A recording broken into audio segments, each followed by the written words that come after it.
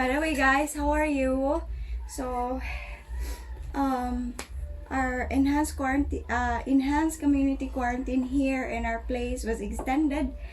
Supposedly it will be just for April 17 or 18, if I'm correct, but it will be extended until April 28th, and a lot of people are still going outside, and because of the benignite issue.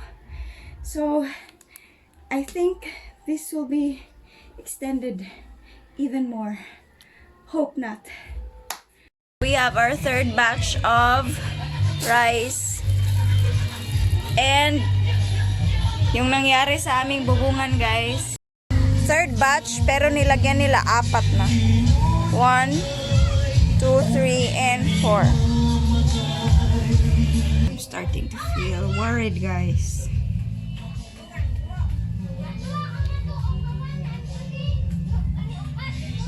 Just so emotional today, and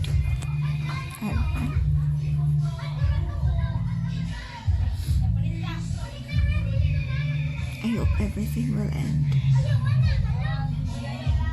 Not everything, but the corona pandemic. Jesus' name.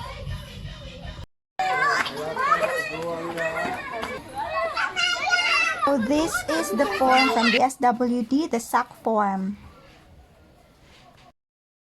Muna akong ihatag na lunch for Lola, guys.